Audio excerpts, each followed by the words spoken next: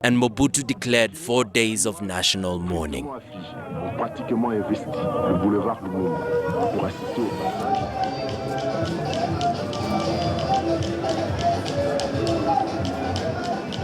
"24 years later, the Congolese government is immortalizing Franco. Billboards, signposts, and images of the famous musician are scattered around the city. He has become an icon. Il est mort, mais sa musique reste. Il est vivant parmi nous. Il est irremplaçable, donc il chantait très bien avec ses chansons. Il donnait beaucoup de conseils, il conseillait aussi des gens. À l'époque, on chantait comme des locataires, Koyate, Koyate, Koyali Susute Papa, Koyate.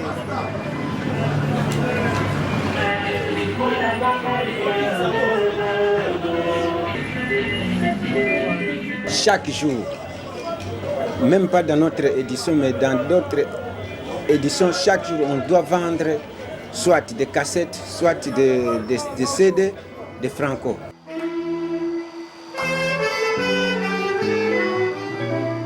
Franco's son, Emungo, is trying to resurrect the old TPOK jazz. Franco était le seul artiste qui a réussi à faire sa carrière à 85% en Afrique. TPOK jazz has few of its former musicians, but carries on the Franco tradition by playing his former songs. L'Afrique n'a même pas encore un siècle. C'est-à-dire qu'on n'existe que ça fait quelques temps. Donc mon but, mon souhait, c'est que Franco puisse être un des Mozart de la musique africaine. La guitare de Franco, malheureusement, est en train de disparaître, faute de pratiquants. Il en est resté quelques-uns à Paris, c'est Madilou, qui est dans sa génération celui qui a tenté un peu de perpétuer le style Franco, mais le vrai détenteur aujourd'hui, c'est Simaro et Banaoke. Simaro Lutumba is now leading his own band, Bana Oke. He is perhaps the only musician in Congo still playing the fluid and harmonious rumba sounds of TPOK jazz.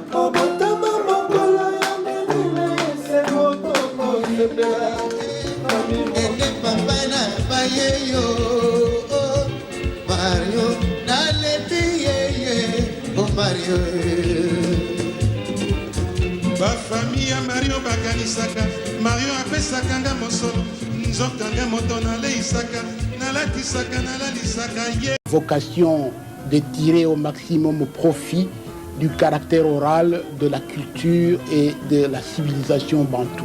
C'était bafere ya mosolo mamu yo mwasi ya vraiment est-ce que makapo ça que c'est normal.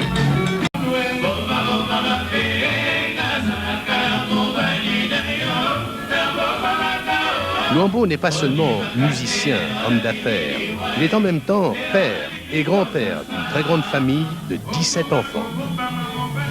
Certains d'entre eux sont envoyés dans les meilleures institutions de formation en Europe. J'ai travaillé toute ma vie durant pour eux. Que le fruit de mon travail leur profite, dit-il. Pour vous, c'est un engagement patriotique ou est-ce de la politique? C'est patriotique. Mais tout de même, la politique s'occupe de moi, parce que la politique de mon pays. Le début des années 1970 marquera un grand tournant dans la vie musicale de Luambo Makiadi, avec la perversion des mœurs qui se généralise dans les villes africaines.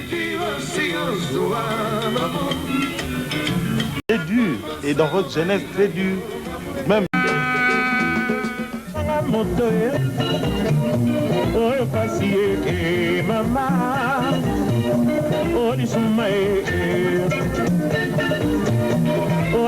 Franco est le tout-puissant Okeja et le roi de la rumba africaine. L'Asie, l'Orient, peut-être les seuls à ne pas avoir connu les charmes de cet homme de 130 kilos qui pèse de tout son poids sur la rumba africaine. le seul musicien zaïrois qui peut sans fausse modestie se targuer d'être resté fidèle à un seul orchestre depuis sa création. Mi Amor, ou tout simplement l'oncle Yorgo, est un artiste riche et matériellement arrivé. Il est le seul musicien zesti se targuer d'être resté fidèle à un seul orchestre, sous-région de Lukunga, dans le Bas-Zaïre, d'une famille de 2 enfants. François Luambo Makiadi perdra son père en 1948, à l'âge de 11 ans.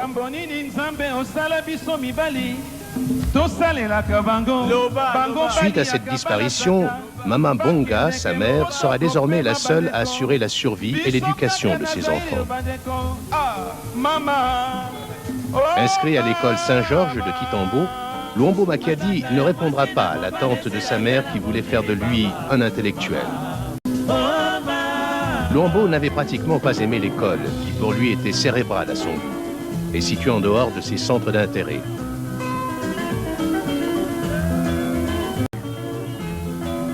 Mais de cette turbulence naîtra son engouement pour l'art musical.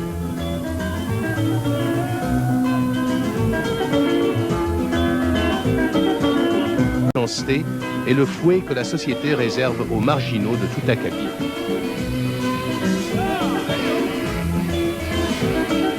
À peine âgé de 15 ans, Luambo refuse d'apprendre tout autre métier. Il passera son temps à cultiver et à développer ce qui allait devenir sa carrière.